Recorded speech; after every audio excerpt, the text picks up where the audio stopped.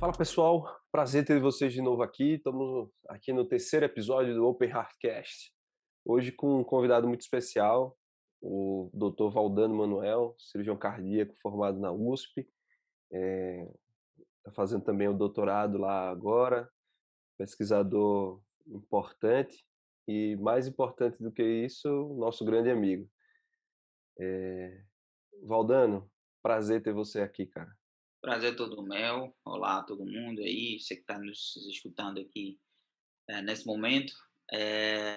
Muita satisfação em receber o convite de vocês aqui do Open Heartcast para a gente discutir então alguns aspectos importantes em relação à pesquisa e em relação à nossa pesquisa mais recente aí. Boa. E como sempre, meu co-host aqui no podcast, o Lucas Cardoso, preceptor de cirurgia cardiovascular do INCOR, do HC da Faculdade de Medicina da USP. Por favor, Luquinhas. Olá a todos, é um prazer estar aqui com esse que, além de um ex-colega de residência, ex-colega de turma, é um grande amigo, o Dr. Valdano. Acho que hoje a discussão vai ser bem interessante, nós vamos abordar alguns temas sobre pesquisa e, além de também, falar um pouco de Covid, que não pode faltar nesses tempos de pandemia, né? É isso Então, já aí. para começar, eu vou puxar uma pergunta aqui para o nosso convidado, que seria a definição de um jovem pesquisador, né? Como todos devem saber, devem acompanhar as redes sociais do Valdano, ele é uma pessoa engajada na pesquisa desde cedo. Eu queria que ele falasse um pouco sobre essa experiência de um pesquisador, como que é a rotina da pesquisa, em relação a tanto a produção de artigos, quanto a leitura e também a revisão que ele faz com alguma frequência para vários periódicos. Boa, Luquinhas, é um grande amigo também de vários rolês ali da vida, né? Então, jovem pesquisador não é difícil definir isso, né? Porque a própria o próprio nome já se autodefine, né? Que é um pesquisador que está no início da sua carreira, né? Está começando. Às vezes é uma questão bem complexa, assim, também, ao mesmo tempo que é muito simples de definir, é um pouco complexo, porque o fato de você ser jovem não significa que você seja jovem pesquisador, nem o fato de você ser mais idoso significa que você é um pesquisador mais experiente. Tudo isso está relacionado ao número de, ou seja, ao jeito como você leva a vida científica, né, a produção científica ou a tua vida como pesquisador, como cientista. É, conceitualmente, o início da carreira científica ou de pesquisador, ela começa após você fazer uma formação, uma pós-graduação de estrito sensu, que seja um mestrado ou doutorado, né? Conceitualmente. Mas só que na prática não é isso que acontece. Tem gente que faz pesquisa até hoje e são pesquisadores importantes que não têm nem o doutorado feito. São caras que não se candidataram simplesmente para fazer, mas fazem pesquisa e isso não deixa de ser pesquisador. Mas conceitualmente é isso. Você precisa ter uma pós-graduação em estrito sensu, doutorado ou mestrado, e você começar a fazer pesquisa. A outra questão qual era mesmo? Fez Em várias questões. relação à sua rotina aí tanto de produção de artigos quanto a leitura e revisão de periódicos, como é que se dá isso no seu dia a dia? Bom, é assim, pesquisa é um estado de espírito. Cara, você precisa viver isso. Você precisa ser pesquisador. Não pode ser apenas uma atividade que você realiza quando você tem tempo. Você tem que sentir trabalhando quando você está fazendo pesquisa. É assim que eu me sinto. Então, eu levo tão sério pesquisa quanto eu levo tão sério operar alguém, fazer uma cirurgia.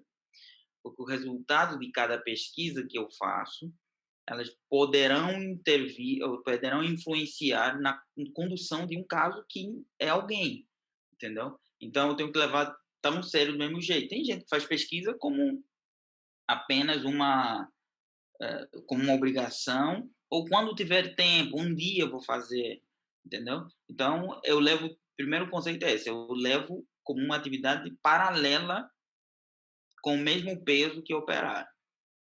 Então, eu arrumo tempo. Do mesmo jeito que a gente tem tempo para operar, a gente tem que ter tempo para fazer pesquisa, tem que arrumar tempo e tal. Só que, diferente de operar, a pesquisa, ela exige inspiração também. Então, tem vezes que você não está inspirado para fazer. Mas quando eu estou inspirado para fazer, às vezes eu não durmo. Porque eu estou inspirado, estou escrevendo, estou indo. Sim, porque tem vezes que você fica 2, 3 semanas que você não consegue fazer nada, não consegue produzir, você não tem ideia, não vem nada. Então, eu sempre busco um tempo para fazer, busco ativamente, não espero ter tempo, eu busco ativamente um tempo para fazer. Esse é um ponto. E em relação à leitura de artigos, essa é uma coisa que, igual você faz, e eu sei que você faz isso, você é um cara muito estudioso e tal, Davi, vocês leem todos os dias, ou pelo menos 90% dos dias, dos 365 dias que tem um ano, 90% desse tempo a gente se dedica lendo alguma coisa. É difícil passar um dia que você não lê um artigo, pelo menos um abstract, um trecho do artigo, alguma coisa ligada à ciência. A gente está sempre muito antenado, está sempre muito ligado a isso. Então, isso aí é uma atividade que a gente faz sempre. Só que, paralelamente a isso, às vezes eu leio por obrigação também, que é quando eu tenho que revisar. Hoje mesmo eu recebi 2 convites para revisar por uma revista, o que eu posso falar também, o Brazilian. Eu recebi do Brazilian Journal 2 convites para revisar 2 artigos. Então eu vou ler por obrigação, porque eu tenho tempo, tenho prazos para entregar, para o meu parecer. Aí eu sou obrigado a ler, consequentemente eu aprendo também, né? E faço do meu parecer como revisor da revista, né? Acho que é muito interessante isso que você falou do efeito prático da pesquisa, né? Muitas vezes quem está planejando entrar na vida da pesquisa científica acha que é só um status acadêmico, uma produção de conteúdo por si só, mas não enxerga esse efeito prático, principalmente na área médica, que pode ter na vida do paciente, né? Você vai estar elucidando alguma questão que pode levar ao melhor desfecho daquele paciente. Acho que isso que você falou é muito importante. E sobre ler todo dia, eu lembrei aqui de uma dica que a gente pode dar para o pessoal que está ouvindo. O Google Scholar, ele oferece um serviço de alerta para você saber quando alguém que você gosta, que você respeita a pesquisa, publica alguma coisa, ou então, se você já tem uma linha de pesquisa definida, quando alguém que você já citou regularmente ou alguma pesquisa relacionada à sua linha de atuação é publicada. E eu lembrei disso porque o Valdano como a gente faz muita pesquisa junto, o Valdano é um dos caras que quando publica qualquer coisa, eu recebo um alarme. Então, a maioria dos dias eu começo às 6 da manhã, normalmente chega esses e-mails para mim, eu começo vendo o que é que foi de interessante na nossa área de atuação que foi publicado. Outro, outro dia desses eu descobri que o nosso artigo tinha sido publicado através disso. Eu não estava acompanhando bem os e-mails, mas você acaba vendo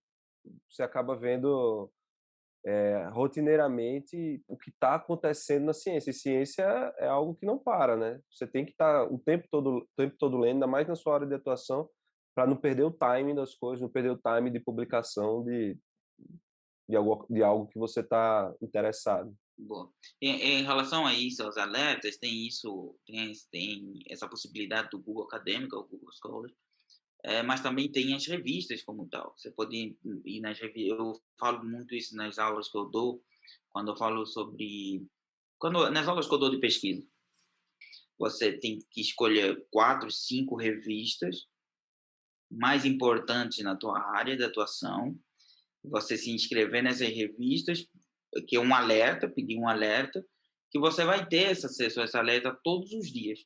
Eu recebo alerta todas as vezes que sai artigo no Annals, no European, no Journal of Cardiac Surgery, Brazilian não tenho, mas qual? Do World Journal e mais um ou outro que eu não me lembro agora, mas eu recebo esses alertas sempre que sai algum artigo online, fast, lá no Ahead of Print, eu recebi, todos os dias eu recebo, às 4 e pouco da manhã, sempre entra o e-mail lá do Annals of Thoracic Surgery. Pelo menos os títulos eu leio. Eu acordo, vejo os títulos, todo aqui, pam, pam, pam, pam. Se tiver algum título que me chama a atenção, aí eu já abro, pelo menos o abstract eu leio. Eu já garanti a minha leitura do dia, beleza, entendeu? Já dei uma lida, já vi assim, isso é interessante. Se for muito interessante, faço um print, quando eu for abrir as fotos no meu celular, eu já vejo, pô, ainda não li esse artigo aqui que eu fiz o print, aí já vou atrás do artigo para ler e tal. É assim que eu fico sabendo das coisas e tal, do jeito. Não vou diretamente nas revistas todos os dias, mas eu recebo esses alertas e aí já fico sabendo. Outra Sem falar ferramenta... também do... Desculpa, Davi.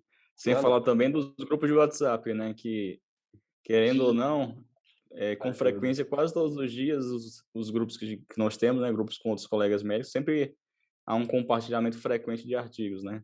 E curioso também que, dependendo do grupo, né? Se não for só, no nosso caso, o grupo de cirurgiões cardíacos, também outros grupos com médicos, você vai ver artigos de diversas áreas que também às vezes podem lhe interessar, né? Tem grupos que eu recebo, inclusive sobre Covid, novidades, então você está sempre se atualizando, assim. Então, acho que não existe uma desculpa para não ler diariamente, né? Porque você está com o celular na mão, então você já abre o artigo, você pelo menos lê o resumo, já, se for interessante, você dá uma lida mais aprofundada, mas eu acho que realmente um dia sem nenhuma leitura é algo muito raro. pois é. Um aplicativo que ajuda muito nisso, que organiza, é o QXRead, né? O QXRead. Ele, se você seleciona suas áreas de interesse, suas revistas preferidas, e ele faz uma seleção dos artigos mais lidos e te manda. Se você tiver como a USP tem um, um link direto institucional para abrir alguns artigos desses que são travados, ele já até faz isso automaticamente. Então é algo bem legal e bem interessante para se ter. Agora o Valdano falou um pouco, a gente comentou na verdade um pouco sobre linhas de pesquisa, e a gente talvez nem todo mundo que esteja ouvindo a gente saiba o que é uma linha de pesquisa, como funciona, como criá-la. Você tem como explicar mais ou menos isso, Valdano? Sim, dá para explicar. Existem várias coisas em pesquisa que são meio abstratas. Assim, eu já li alguns poucos livros de pesquisa e tem várias coisas que não têm conceitos muito definidos. Mas o que a gente sabe, o que é uma linha de pesquisa? É uma área muito específica na qual você desenvolve vários estudos, não apenas um ou dois ou três, mas vários estudos com uma continuidade a longo prazo de você buscar várias respostas de coisas não respondidas ainda nessa área específica, né? Então você acaba desenvolvendo o que a gente chama de linha de pesquisa. Como é que você acaba desenvolvendo isso? O pesquisador, quando você começa a fazer pesquisa, né? Se você é um pesquisador iniciante, eventualmente você esteja nos ouvindo, você começa geralmente com uma linha de pesquisa de alguém, tem uma pergunta X, uma questão X, norteadora de uma pesquisa, aí e um conceito importante, só abrindo parênteses, um conceito importante aqui é que a boa pesquisa é aquela que não finaliza, que ela sempre gera uma outra pesquisa, gera um outro questionamento, né? Então, você começa um trabalho, uma pergunta norteadora, aí no final gera mais dúvida ainda, após você terminar o teu trabalho. E aí você vai atrás responder essa questão, aí gera outra. Daqui a pouco você tem 5, 6, 7, 10 trabalhos só sobre aquele assunto, tentando responder aquelas questões bem específicas. Isso cria uma linha de pesquisa, né? Assim, é assim que você acaba criando uma linha de pesquisa. É desse jeito que acaba criando e desenvolvendo, e você indo atrás cada vez mais, e geralmente isso acaba indo para níveis moleculares, né? Você vai questionando, quando você perceber, você já está estudando uma molécula X lá da vida que você nem sabia que existia, você nem sabe como foi parar lá. Igual a nossa linha de pesquisa, né, Davi?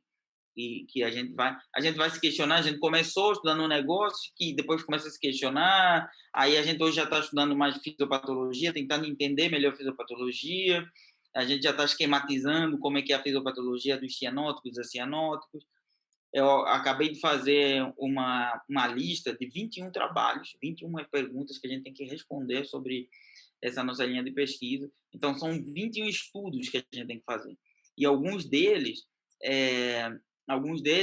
vão levar muito tempo, inclusive, alguns deles nem sei qual o desenho adequado ainda para respondê-los. Por exemplo, uma das questões como é que você consegue provar uma fisiopatologia? Qual o desenho adequado para você provar uma fisiopatologia? Entendeu? Como é que a gente vai fazer um modelo? A gente sabe que tem que fazer um modelo experimental, mas como é que a gente vai fazer um modelo cianótico? Pegar sei lá, um animal X e a gente fazer ele ficar cianótico para a gente estudar e entender a nível molecular o que está acontecendo, se tudo aquilo que a gente está desenhando como sendo a fisiopatologia. A gente acabou de escrever agora uma revisão, um artigo de revisão, e eu fiz um raciocínio sobre o que seria a fisiopatologia, por que os pacientes têm índice de neutrofilo linfócito mais alto no pré-operatório. Por quê? O que acontece? Então, eu fui atrás, né? Estudei várias coisas, mecanismos inflamatórios e etc., cianótica, etc. E eu fiz um esquema explicando a fisiopatologia nos cianóticos e a fisiopatologia nos acianóticos. Tudo muito baseado no que existe hoje. Mas será que isso é realmente verdade? Então, a gente precisa provar que essa fisiopatologia que a gente está propondo nesse artigo de revisão, a gente fez um esquema bem legal, bem bonito. Então, a gente ainda não publicou isso, mas o artigo já está pronto, e a gente vai publicar isso, onde a gente está explicando a fisiopatologia, o que acontece, o estresse miocárdico, mas isso tudo baseado, tipo assim, no conhecimento que a gente tem sobre inflamação, sobre tudo. Então, isso acaba causando um desequilíbrio no índice de neutrofilo linfócito, que se reflete no periférico, que é que depois da circulação extracorpórea isso pode dar uma reação inflamatória exacerbada e isso acaba causando lesão tecidual, isso que a gente já provou em maior tempo de intubação, lesão renal, hepática e etc., que tem na literatura. Então, a gente mostrou, e tanto para isso, quanto também para os pacientes acianóticos, que é onde o que muda nos pacientes acianóticos. Isso aqui para vocês também. Nos pacientes acianóticos, é o hiperfluxo pulmonar que causa estresse nos vasos pulmonares. Isso já é sabido nesses pacientes e isso acaba se repercutindo, tendo um caminho parecido também nesses pacientes, entendeu? Então, isso a gente está tentando provar, a gente vai tentar publicar isso aí. Não sei se vai funcionar ou não. Mas depois a gente tem que provar isso no micro, entendeu? Então, Sim. a dificuldade é como provar isso no micro depois, né? Tá bonito, agora não sei se tá válido. Mas a gente vai submeter e vamos ver o que vai dar. Mas, então, a gente vai ter que provar isso. Então, a gente tem, eu mandei até para o Dr. Leonardo Miana, esses 21 trabalhos que a gente tem que fazer. Eu disse assim, a gente tem pelo menos uns 10 anos para a gente responder essas perguntas. A gente tem trabalho para caramba aí. E, obviamente, que não tenho dúvidas que vão sair outros trabalhos dentro disso. A gente vai acabar mergulhando em alguma molécula que eu ainda nem sei qual. Mas a gente vai acabar chegando lá. Muito e vai bom. sair aí doutorados, pós-docs e não sei o quê, vai sair ensaios clínicos e etc. É importante você falar isso também, Valdano, que a pesquisa também tem essa vertente colaborativa, né? Muitas pessoas enxergam, às vezes, como um ambiente competitivo, e realmente é, mas, como você falou, a linha de pesquisa, ela abre uma variedade de temas a serem pesquisados que, naturalmente, vão captando novos pesquisadores, né? E vai abrindo novas oportunidades de pessoas fazerem pesquisas e até iniciarem outras linhas de pesquisa também, e se aprofundarem com doutorado, pós-doutorado. Mas já que você falou aí por cima sobre sua linha de pesquisa, que tal você falar um pouquinho do que se trata a sua principal linha de pesquisa que você tem feito ultimamente? Boa. Então, assim, realmente isso é verdade. A colaboração, e não tem como, assim, não tem como você fazer pesquisa sozinho. um negócio difícil. Você precisa ter outras pessoas para ajudarem, porque existem várias etapas no processo. Você não vai ser o cara que joga na zaga, joga no meio campo, joga no ataque, no gol. Tem que ter várias pessoas em diferentes etapas da vida e fazendo coisas diferentes dentro de um grupo de pesquisa, né? E todo mundo crescendo junto, todo mundo aprendendo e todo mundo enriquecendo tanto o seu conhecimento quanto o seu currículo também. Mas o objetivo principal de qualquer pesquisador é descobrir alguma coisa. Ninguém quer fazer pesquisa só por fazer. Você quer fazer alguma coisa que tenha aplicabilidade prática. Vocês conhecem o professor Neirotti, né? Acho que vocês conhecem.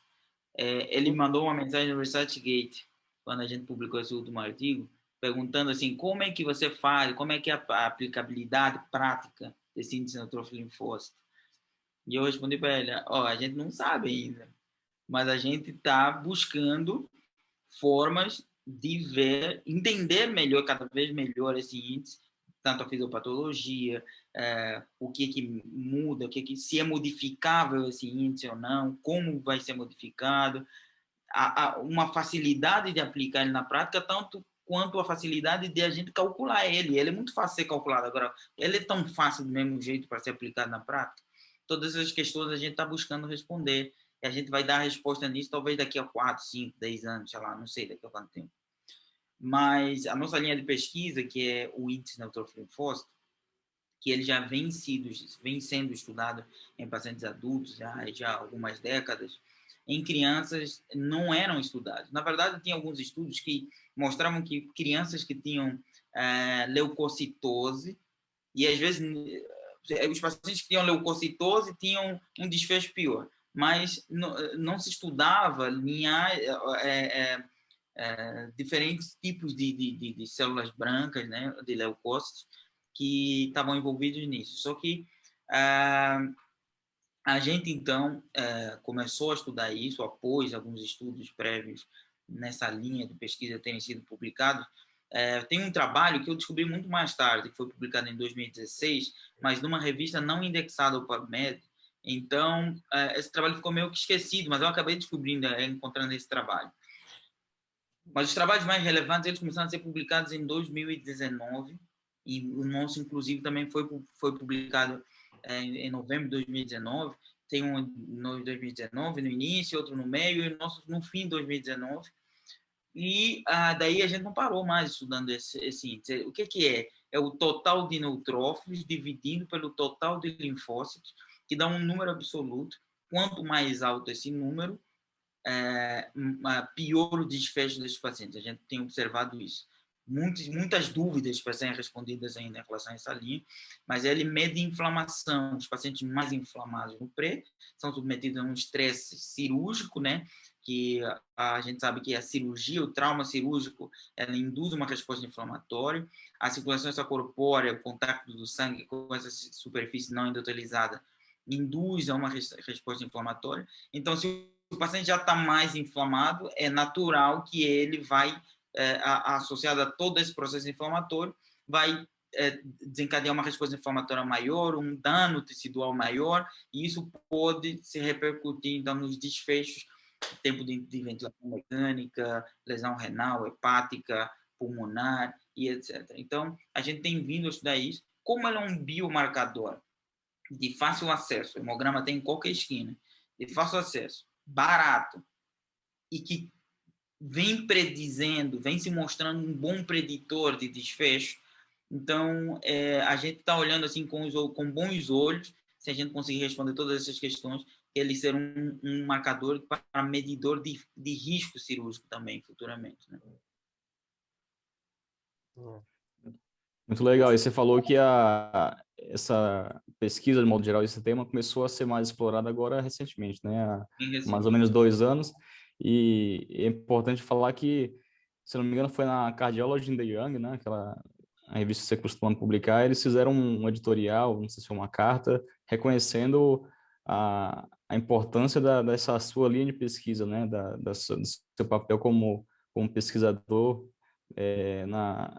no esclarecimento sobre esse tema. Acho que isso é importante de ressaltar. E já falando em premiação, Agora, esse ano também teve o Congresso Brasileiro da Sociedade Brasileira de Cirurgia Cardiovascular e você também teve um trabalho premiado, né? Entre os 3 melhores, o seu trabalho estava nessa colocação. E como você falou logo no início dessa conversa, sobre o ganho secundário da pesquisa, né? O ganho para o paciente, né? O paciente ele acaba se beneficiando da pesquisa por se estudar novas terapêuticas, novos exames diagnósticos, coisas que vão melhorar o desfecho da doença que eventualmente ele tiver. Mas em relação ao próprio pesquisador e também pensando na carreira como cirurgião cardíaco no seu caso, quais seriam os ganhos secundários da pesquisa na sua carreira? Então, tem tudo isso que você já falou aí, o objetivo principal é cuidar do paciente, que é o que a gente sabe fazer de melhor, né? A gente treina e cada vez a gente vem aprimorando mais para fazer cada vez melhor ainda o cuidado do nosso paciente. E a pesquisa tem esse papel para esclarecer e fazer com que a gente cuide do paciente com mais certeza. Aquilo que a gente está fazendo com certeza de que está fazendo o melhor e sem dúvida, né? Como cirurgião cardíaco, assim, ganhos secundários a isso tudo, é o reconhecimento. Eu acho que não tem ganho maior na vida do que reconhecimento. Quando você vai crescendo, fazendo pesquisa, crescendo e tal, não tem como, você vai ser conhecido. Você vai começar a ser conhecido primeiro em meios menores e vai se expandindo o nível de reconhecimento, né? O ano passado, que foi um ano muito difícil da pandemia, eu tive alguns reconhecimentos que foram muito bons, né? E eu ainda estava na residência e não esperava isso, mas eu acabei sendo convidado porque a galera lia, sabia que eu era de Angola porque lia os meus trabalhos, alguns revisavam e etc. Eventualmente revisavam os meus trabalhos em algumas revistas que a gente submetia. Então a gente foi convidado para ser cofundador da African Society for Pediatric and Congenital Heart Surgery. Iam começar a criar a sociedade, e aí eu recebi um convite para ser cofundador, e logo de seguida foi criada a World University for Pediatric and Congenital Heart Surgery, que é um braço da World Society que organiza webinars mensais, organiza webinars mensais com o objetivo principal dessa última organização que eu falei fazer uma educação continuada dos cirurgiões de cardiopatias congênitas, né, no mundo inteiro. Então, a gente consegue reunir mensalmente em torno de 300 a 400 pessoas nas webinars que são feitas. E eu fui convidado para fazer parte, para ser cofundador dessa World University como representante da África Austral.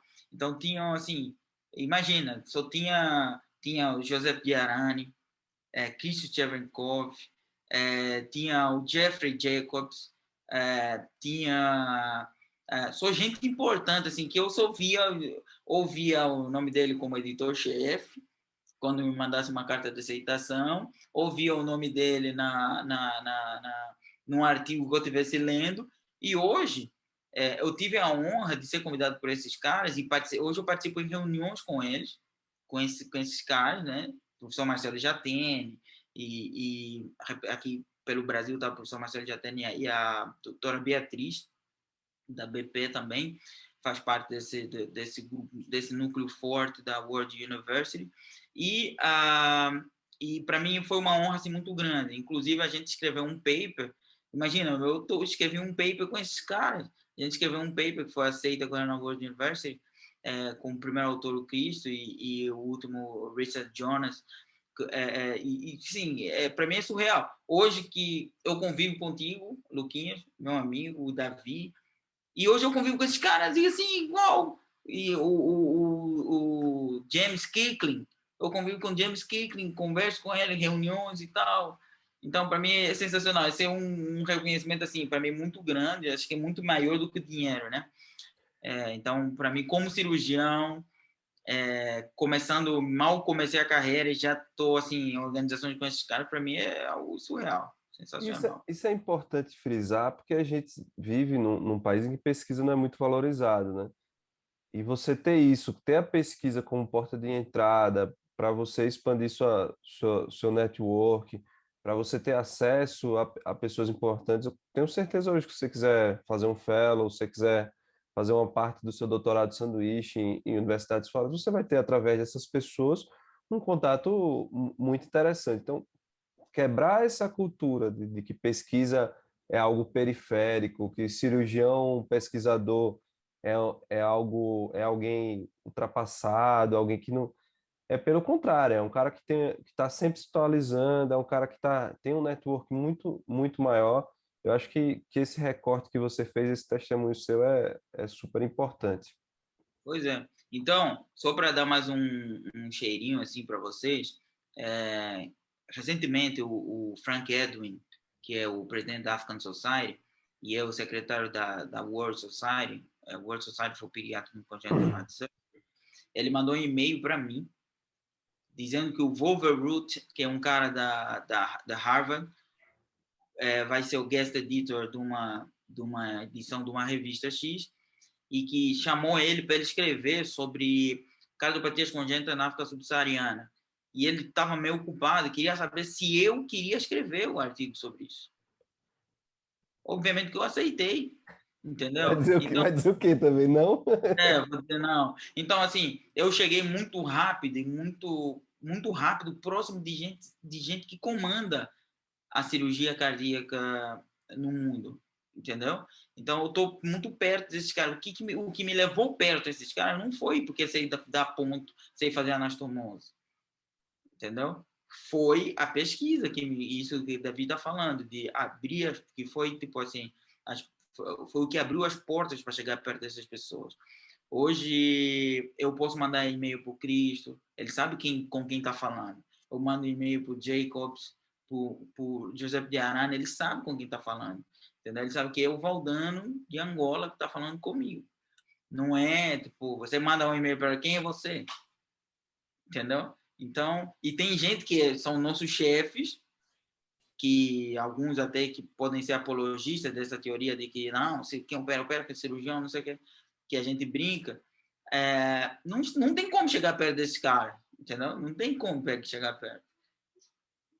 E como dizem os flamenguistas, né? Você conviver com essas lendas aí, você tá em outro patamar, né? Algo surreal. Você vê pessoas que você conhece pelo capítulo do livro, Pois pelo é. cabeçalho dos principais artigos científicos, você está frente a frente conversando cara a cara com essas pessoas, realmente é algo deve ser algo muito gratificante, com certeza. Não, tem mais. É outro, assim, realmente é outro patamar. Porque, assim, imagina, cara, eu passava mal. Eu passava, confessando aqui para vocês que eu passava mal quando eu tinha reunião com eles, velho. Na noite anterior eu não dormia, de nervoso. Eu tô lá na reunião com James Kick, Joseph Diarani, Christian Tchevenkov, são os caras, os professores do mundo, assim, os caras que os caras são os caras que falam assim, para quem não conhece, o Jeffrey Jacobs é o cara que fez que escreveu o artigo lá, que determinou que todo mundo tinha que parar de operar. O José de Arana é o presidente, até bem pouco tempo era o presidente do STS. Então, assim, eu ficava nervoso, eu ia para a reunião, me chamavam assim para falar alguma coisa, eu ficava, tipo assim, com o inglês todo desconcertado. Ele já naturalmente é desconcertado, mas ficava pior ainda, entendeu? E um dos dias, inclusive, o professor Marcelo lá me falou, Valdano, fala em português que eu vou traduzir para você. E aí, depois, no dia seguinte, o Davi estava no vestiário, quando eu falei, acho que o Davi tá. Eu falei, prof, eu Tava. fiz uma live, tem uma live hoje no Instagram, então ele falou, não vai falar em inglês, né? Porque eu não vou traduzir para você. E aí, depois eu falei com ele, prof, só tinha gente grande lá. Ele falou, se você estava lá, Valdano, é porque você também é grande. Então, mas o que me levou lá foi a pesquisa, né? Não tem outro, não é dar ponto. Não foi isso. Isso, primeira coisa, o professor Marcelo é muito 100%, né? Não é a primeira oportunidade que você, o Lucas, ele pega e tá por trás para segurar a barra, né? Outra coisa que eu ia te falar, eu acho que o começo da desvalorização da pesquisa é a partir, por exemplo, nosso processo de seleção da residência, que o seu currículo conta, sei lá, 10%, 5%. Nos Estados Unidos é o contrário. Depois que você passa de um certo limiar que você é convidado para entrevista, o teu currículo, a tua forma de se portar na entrevista é o que vai decidir se você vai ser contratado ou não.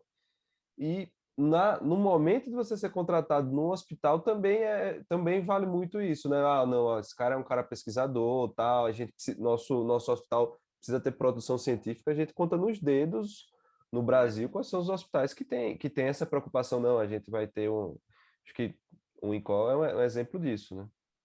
São poucos. Na minha entrevista, você falou em entrevista, me foi lembrar um negócio que eu nunca falei a ninguém. Na minha entrevista, estou fazendo revelações aqui. Na minha entrevista, quando eu fiz a entrevista para a residência, eu já tinha mais de 15 artigos publicados. Eu não me lembro exatamente quantos, mas já tinha mais de 15 artigos. Agora estou com 40, mas eu já tinha mais de 15 quando eu fui. E eu levei, tipo assim, impresso só a primeira página dos artigos, né? Para comprovar, né? Você pode escrever lá. Aí na entrevista me perguntaram, me falaram assim, mas foi você que escreveu isso? Entendeu? Quando é que você escreveu isso? Quando é que você tinha tempo de escrever isso? Eu também não sei. Eu também não sei onde saiu o tempo, mas é isso aí, engraçado. A gente está tão desacostumado a ter esse nível de publicação, né, que as pessoas até desconfiam, ainda mais sendo um jovem pesquisador, como a gente falou no início, né, uma pessoa que está no início da carreira acadêmica, já ter tantos artigos publicados, que muitas vezes pessoas que já são mais experientes não têm esse nível de reconhecimento científico. Isso é interessante. Eu lembro do Brasil, né? Quem olha pro Brasil nunca vai dizer que ele é um cara que tem publicação na Nature, né? Talvez você seja o cara com o maior fator de impacto da residência dos últimos tempos, mas ninguém nem Exatamente. imagina. Ninguém Nos nem tempos, não, imagina. deve ser sempre, talvez. É. Bom, mudando um pouco de assunto, a gente está falando de um papo, assim, talvez tão sério, mas falar uma coisa que é também séria, mas a gente leva um pouco mais, de uma forma mais branda, é a tua presença nas redes sociais. A gente vive um momento em que há uma certa discussão, tá bem em voga, né? Até que ponto o médico deve estar presente nas redes sociais, não, como ele deve se portar. Eu sei que o lado que você leva é um lado muito mais de divulgação de pesquisa, divulgação científica, é mais até parte de consultoria de pesquisa que você divulga do que a própria parte médica, mas eu queria ver como é que tu pensa essa abordagem e se o cirurgião cardíaco deve ou não deve estar nas redes sociais.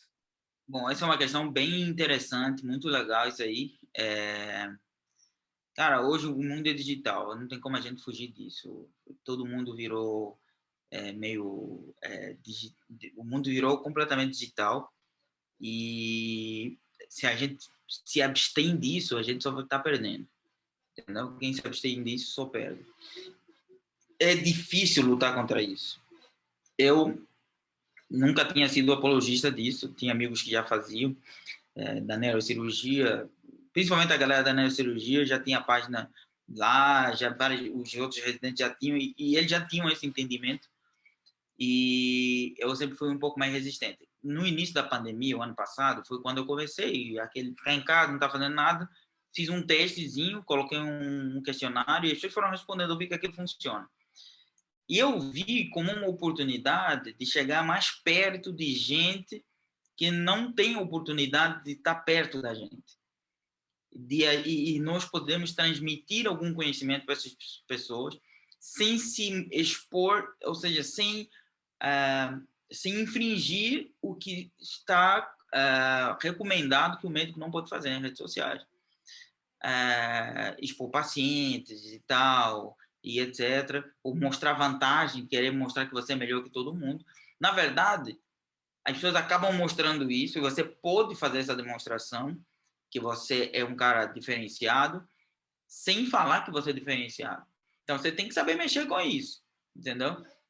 Mas é uma coisa extremamente importante, porque eu já tive alguns pacientes particulares procurando querendo saber onde é que é o meu consultório, por conta daquilo que eu mostro ser fazer no Instagram.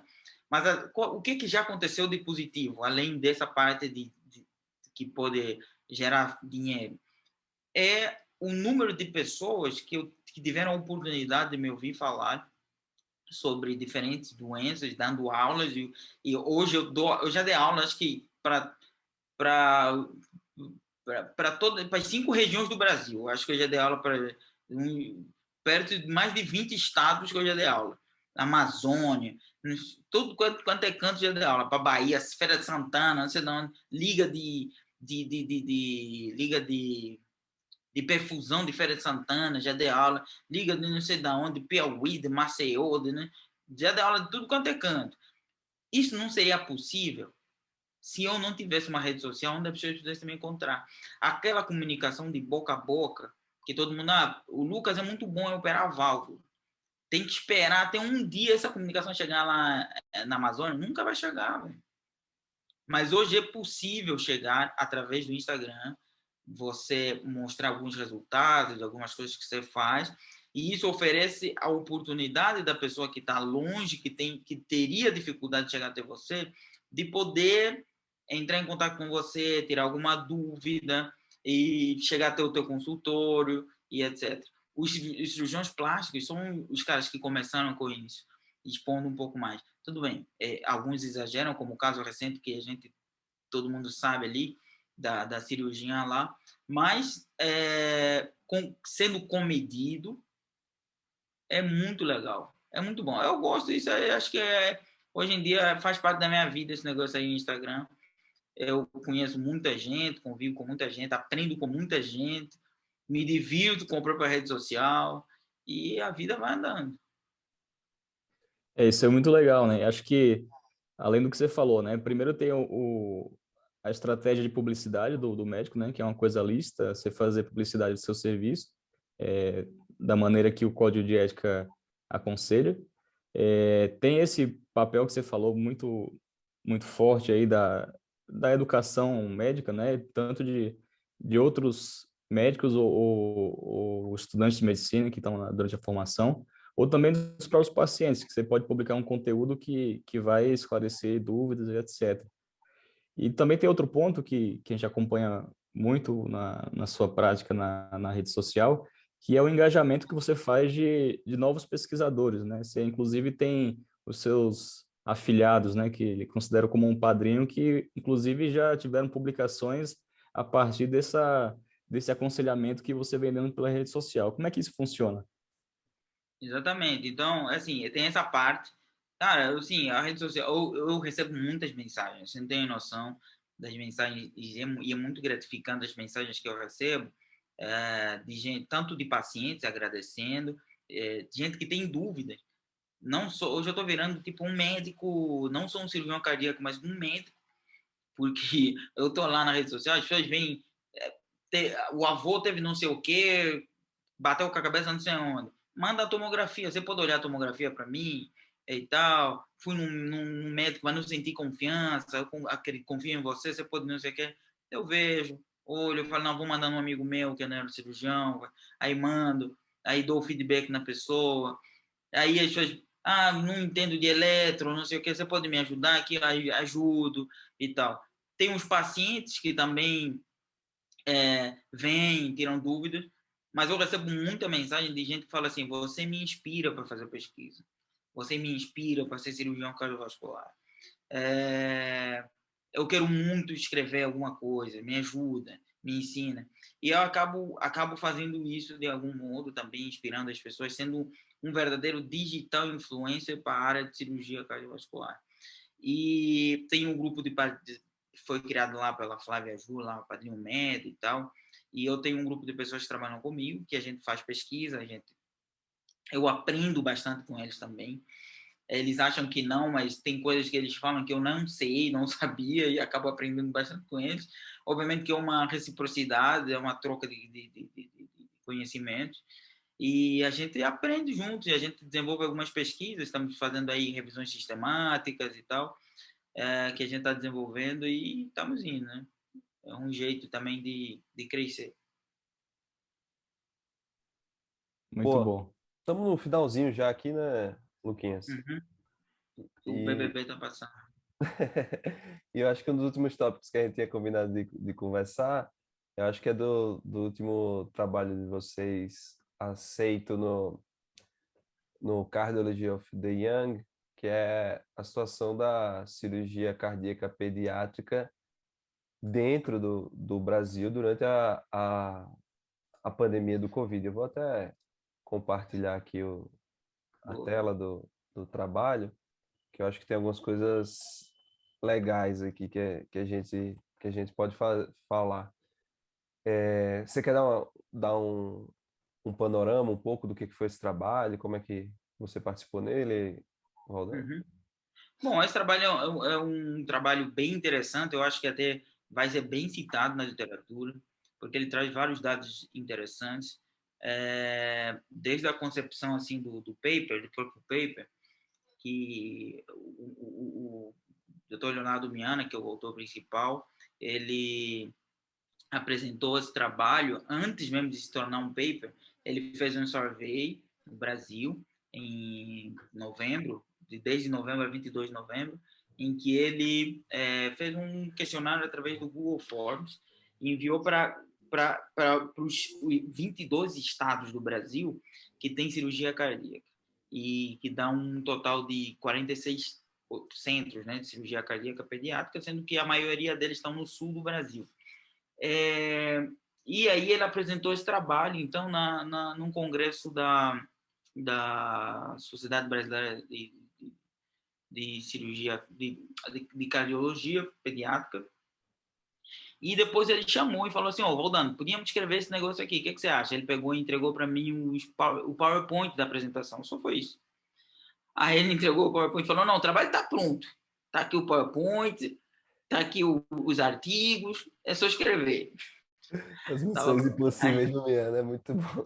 O trabalho está pronto. Ele falou, o trabalho está pronto. O melhor é falar, é só escrever, né? É só escrever. Eu estou escrevendo, o trabalho está pronto. Foi isso. Aí eu peguei e tal, aí escrevi o paper, né? Aí escrevi o paper e a gente tem uma colaboração muito, assim, uma parceria perfeita. Eu escrevo, mando e ele revisa logo rapidinho e tal. Aí manda de volta, aí corrige isso, corrige aquilo, põe isso, põe aquilo e tal. E ficou um trabalho bem legal, bem interessante. Então, quais são os achados interessantes nesse trabalho? Primeiro, que tem dados que talvez você não saiba, você que está me ouvindo.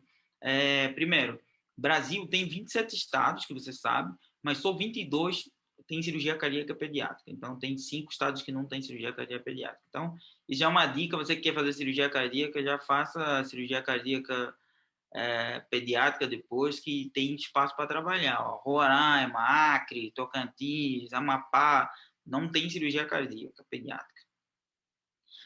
A maioria dos estados do Brasil só tem um centro de cirurgia cardíaca pediátrica. São Paulo concentra 12 centros de cirurgia cardíaca pediátrica. Então, você vê assim, existe uma defasagem muito grande. Quando a gente estava escrevendo o paper, a gente percebeu o seguinte, a prevalência de cardiopatia congênita no Brasil é de 9 para cada 100 nascidos vivos. E uma boa parte desses precisam ser operados. Só que dos pacientes que precisam ser operados, esses centros que vocês estão vendo aqui representados, esses centros representados aqui nesse trabalho, que são os 46 centros, não dão conta, só conseguem responder até 50% do que é necessário. Eu acho que só São Paulo que atende 50%. Só para te cortei, porque esse é um tema bem caro para mim e para o Luquinhas, que esse foi o nosso TCC. A gente fez em dupla e fez análise sobre Alagoas, mas a referência geral da gente era o Brasil, junto nos artigos do Dr. Canil e do Dr. Valdester. Mas é bem isso, o déficit é muito grande, mesmo quem tem um centro só é muito grande. Aí veio a pandemia e a gente queria entender o impacto da pandemia, já que já existe um déficit em condições normais, e com a pandemia, com o stay at home e etc., qual seria o impacto da pandemia nisso tudo? Sobre a redução do volume cirúrgico. Cerca de 17% dos estados tiveram uma redução até 75% do volume de cirurgia. Então, houve uma redução drástica, e isso não foi só em São Paulo, foi no Brasil inteiro. E essa redução se deu mais no período de abril até junho. E até novembro, muitos centros, novembro do ano passado, muitos centros ainda não tinham voltado ao volume normal de cirurgia. E aí já começou a segunda onda novamente. Então, esse trabalho vem trazer esse entendimento, essa preocupação, e que abre um leque, como eu falei aquela hora. O bom trabalho é aquele que gera dúvidas e deixa mais uma possibilidade de fazer mais outro trabalho. Então, o outro trabalho que pode surgir disso aqui é estudar as complicações e a taxa de mortalidade nos pacientes que não estão sendo operados. Então, precisa estudar isso, entender o impacto da pandemia nisso também, né? E a gente deixa isso lá bem no final do trabalho, a gente coloca isso lá na conclusão do trabalho. Mas outro dado interessante, e talvez um dos dados mais interessantes nesse trabalho, é que teve uma taxa de infecção pós-operatório de uma taxa de infecção alta no pós-operatório. Cerca de 48 pacientes no Brasil inteiro tiveram infecção depois de serem operados. Isso deu uma mortalidade, e desses pacientes que foram operados, quase metade desses pacientes morreram, né? Dos 48, 22 foram ao óbito.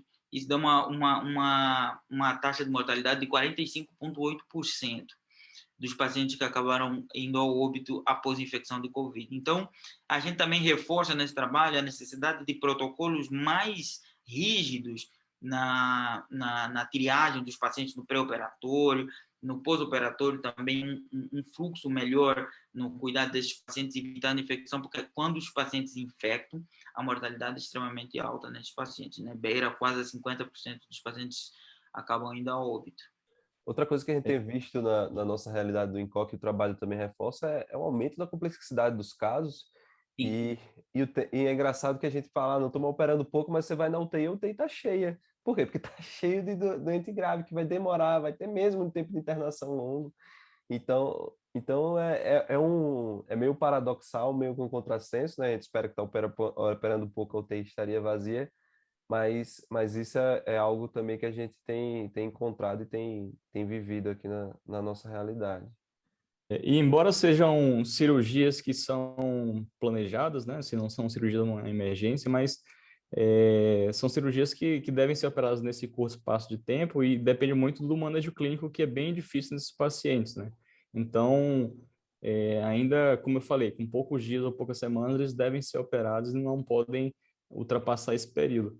Além de que também outras cardiopatias um pouco menos complexas, né, como a comunicação interventricular, embora você possa postergar o tratamento cirúrgico, a gente sabe que numa pandemia que a gente não tem ainda a certeza de quando vai acabar, né, então a criança não pode esperar 1 ano ou 2 anos para ser operada, porque a gente sabe a implicação que isso vai ter na própria história natural da doença, né, desenvolvendo com hiperfluxo e hipertensão pulmonar. E aí fica difícil você tomar a melhor decisão, né?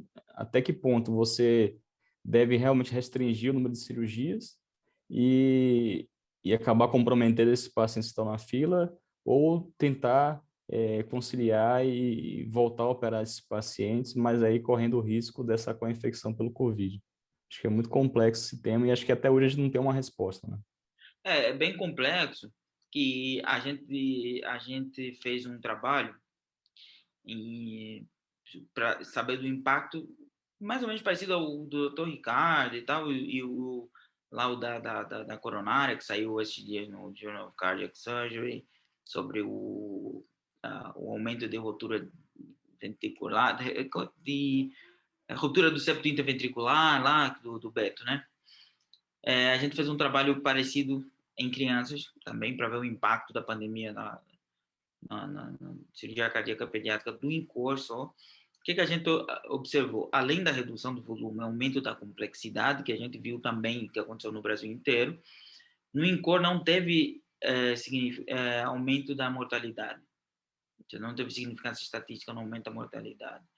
Então, a gente até inicialmente esse trabalho foi aceito na Revista Brasileira de Cirurgia Cardíaca, e a gente inicialmente até estava discutindo e tal, falando, então a gente pode manter o volume normal, acho que em criança é muito baixo, até porque a literatura mostra que só 3% das pessoas infectadas no mundo são crianças, e dos que morrem, só 1% corresponde a crianças. Então é muito baixa a mortalidade, muito baixa também a taxa de infecção. Mas só que quando infecta, a mortalidade é perto de 50%. Entendeu? Então, é bem difícil tomar essa decisão. E concordo 100% contigo, Lucas. E acho que não cabe só ao médico decidir, né? Você tem que decidir isso com os pais da criança também, né? Porque, ó, a gente tem que Exatamente. operar o seu filho, porque ele necessita, a depender do diagnóstico que tem, mas existe o risco, mesmo que seja menor em crianças, mas caso ele venha a ser infectado, a gente tem que falar para os pais que a chance de mortalidade, não pela doença de base, sim pelo Covid, é muito alta, né? Um dos questionamentos feitos por um dos revisores nesse paper do Cardiology in the Young foi qual foi a causa da infecção, quer dizer, o que fez com que essas crianças infectassem no vosso raciocínio. Então, qual foi a nossa resposta? É difícil saber exatamente de onde veio a infecção, porque a criança tem contato com os pais que vão em casa, voltam, tem contato com o enfermeiro que vai para casa e volta, contato com outros pacientes que também isso pode levar à infecção. Então, é difícil você controlar essa infecção para a pandemia. E eu concordo contigo, tem que ser uma decisão tanto dos decisores do hospital, mas também da família, né? Informar esse risco de mortalidade muito aumentado quando a criança infecta no pós-operatório. É aumentado em relação à cirurgia normal, né? Mas também se deixar muitas dessas doenças seguirem o seu curso natural, né? A evolução natural da doença, o É desfecho morte, não né? vai ser dos A evolução melhores também, natural é não, né? morte. A evolução, se deixar seguir a evolução natural, é igual à morte. Então, a gente, assim, uma espada de dois gumes, é isso que o Cardoso está falando. A gente precisa. É difícil tomar essa decisão, mas tem que ser tomado. Alguém tem que estudar isso, tem que ser protocolos mais rígidos. A gente tem que, sei lá, se o pai que está internado com a criança não sai, não entra enquanto a criança não tem alta. Mas é difícil você controlar as enfermeiras. Vai falar, a enfermeira vai ficar lá 24 horas, não pode ir. Até que nessa tela é impossível. Entendeu? Mas o enfermeiro sai, vai, entra no ônibus, faz não sei o que, volta. Aí vai medicar a criança, vai fazer tudo, entendeu? É difícil. Isso daí E o também médico são... também, né? O médico ele pode Médico, trabalhar nos hospitais, ele entra em contato com diversos tipos de todo mundo. pacientes. Então, assim, todos, não só o médico, enfermeiro, todos os profissionais de saúde que estão cuidando da criança, além dos próprios pais, né, que estão ajudando na assistência, são todos veículos de uma possível infecção. Isso é difícil de controlar, ainda mais numa doença tão transmissível quanto o Covid. Agora, essas crianças que morreram de Covid, essa foi uma das questões. E a nossa resposta foi: atualmente não está se fazendo autópsia nos pacientes que morrem. Se morreu porque tinha Covid, enterra logo, não faz nada, né? Então, é difícil a gente ter essa resposta, se teve algum outro fator complicador que fez morrer, ou se foi só a Covid, entendeu? A gente não tem resposta para isso também.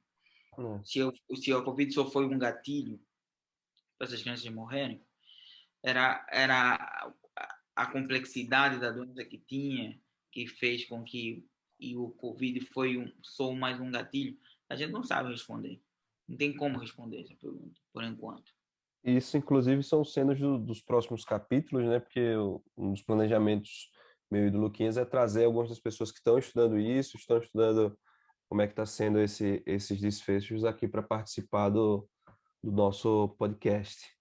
E aproveitando aí esse spoiler, queria agradecer ao Valdano e Sabe? por esse papo tão legal. Sempre é gostoso a gente conversar. Uma pena que a gente não está podendo mais ter nossas regulares almoços lá na Osteria Del Piero, o famoso franguinho. A gente não tá podendo se confraternizar, mas se não pode ser pessoalmente, a gente faz por, por Zoom, né? E dentro do nosso podcast. Luquinhas, quais são suas palavras finais? Só agradecer essa participação desse nobre amigo, né? O Valdano, no meio da sua fala, revelou que ele é de Angola, mas para quem está ouvindo pela primeira vez, talvez nem perceba, né? Porque o sotaque já é quase do português brasileiro, até as próprias gírias. Então, ele, em todo esse tempo que ele conviveu aqui com a gente, já totalmente incorporada na cultura brasileira. E além disso, né, agradecer pela contribuição que ele vem dando em todas as áreas, né, na parte científica, iniciação científica, da divulgação das suas linhas de pesquisa, e esclarecimento também para quem está ouvindo aqui, também quem acompanha nas suas redes sociais, todas essas questões e também a parte da sua prática médica, e, como ele falou, ajudando até pacientes que estão necessitando de ajuda fora do ambiente da cirurgia cardíaca, ele também vem contribuindo muito a essas pessoas. Então, só agradecer a essa pessoa fantástica aí. A gente se encontra antes do seu retorno para Angola, eu espero. É, isso aí. O Valdano, a gente sempre, a piada recorrente é que ele não é de Angola, ele é de Feira de Santana, né? Mas o sotaque dele tá ficando muito mais perto do alagoano do que do angolano, de tanto que ele anda comigo com o Luquinhas. Boa, tá bom, pessoal. Valeu. A gente vai encerrar o podcast aqui, mas vamos ficar conversando aqui mais uns 20 minutos. Depois eu Valeu, faço os pessoal. cortes extras. Falou, pessoal. Valeu. Tchau, tchau. Até mais.